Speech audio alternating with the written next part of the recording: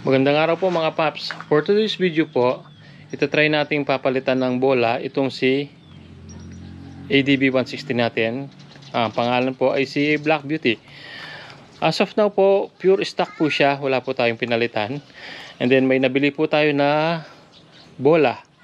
D-type roller po. Ayan po. Weighing 17 grams. Ayan po. Kung mapapansin po ninyo, meron po siyang kamukhang shape. Pero mas mahal po yung kilalang brand na yon compared dito. Ito po nabili po natin ng I think more or less 300 pesos. Na medyo malayo yung presyo dun sa isang brand na medyo pricey. Ngayon po itatry po natin kung may significant change sa takbo itong mga bola na to dito sa ating ADB 160. Ayan. Pagkasalpak po natin dito, itetest ride po natin, tignan po natin kung ilang segundo bago niya makuha yung 0 to 60 and then 0 to 100. 1, 2, 3, go!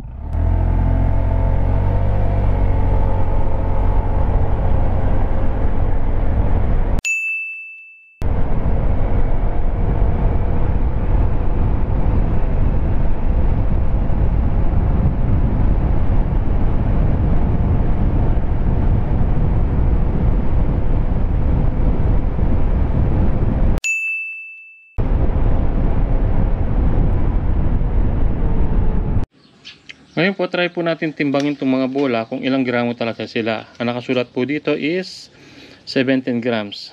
Ayan po. Ang unang bola is 17.4, 17.5, 17.4, 17.5, 17.5 and 17.5.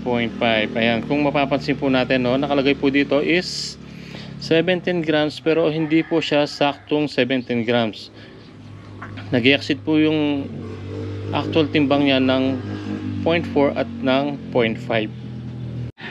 Ngayon po kakalasin na po natin itong panggilid po ni Black Beauty.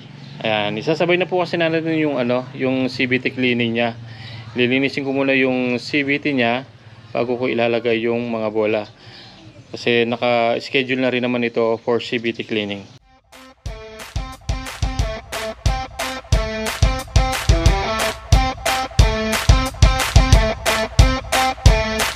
Pura baklas na po natin yung yung cover po ng CVT natin. As you can see po, medyo marami na po. Tapos yung bell natin is kulay ube. Ayan. Try po natin linisin yan. Tapos ilalagay na po natin yung bola natin.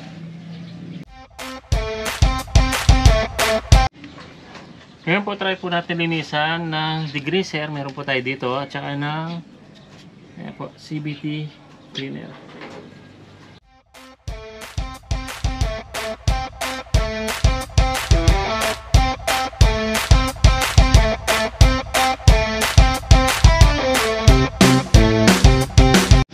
Yan po, malinis na po yung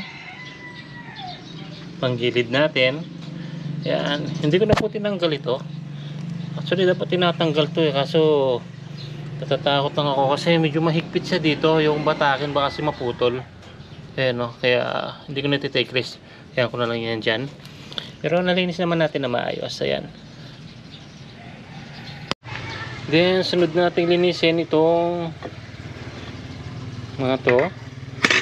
Open natin to, tapos gagrasahan na rin natin itong ubi na to. Hindi ko alam kung ano pwede gan dito, wala kasi akong rust remover. Tapos dito, ayan, puro alikabok na, madumi. Ayan, papalitan natin itong mga bola na to, na stock bola pa to. Ayan o, stock 19 grams.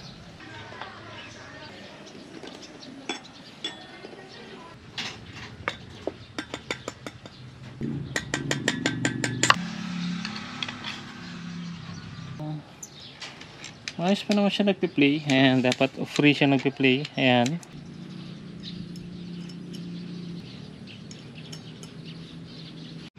Ngayon po, nalagyan na po natin ng mga grasa. Ngayon po, nalinisan na po natin yung ating pulley. So, install na po natin yung ating mga bola. Ang orientation po nito is pag ganito. Yan.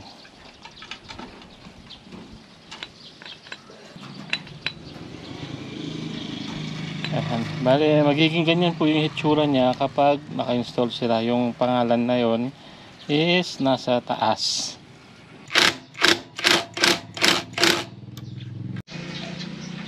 Pulley 59 Newton meter. Torque drive 54 Newton meter. Testingin natin.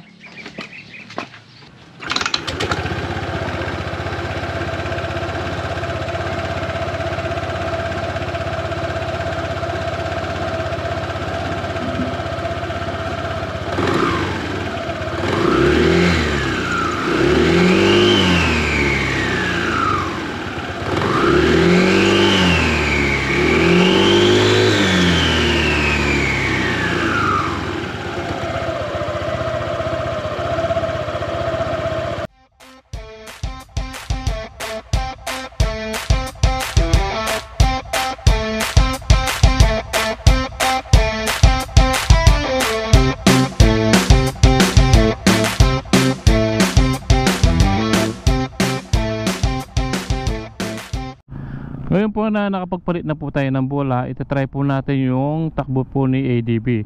Titignan natin kung ilang segundo bago niya makuha yung 60 km at ng 100 km per hour. 1, 2, 3, go!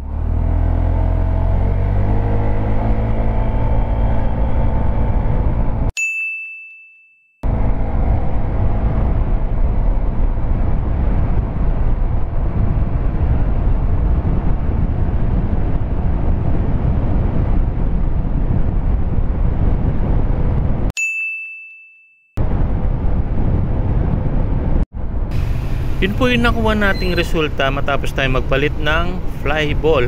Ang nakuha po natin sa stock from 0 to 60 is 6.54 seconds. Tapos po 0 to 100 ang nakuha naman natin is 22.8. Doon sa 17 grams, 0 to 60 ang nakuha natin is 5.50. Tapos 0 to 100 ang nakuha natin is 19.01. So may significant change po ang nakuha natin, ano. Mas mabilis yung arangkada ni Black Beauty matapos tayo magpalit ng bola. Siguro sa susunod try naman natin magpalit ng center spring at saka ng clutch spring. Then magkakaroon ulit tayo ng comparison from stock at saka doon sa piyesa na ipapalit natin. Hanggang dito na lamang po ang maikli nating video. Sana po may napulot po kayong idea. Ito po si Papa Jigs. Ride safe po sa ating lahat and God bless.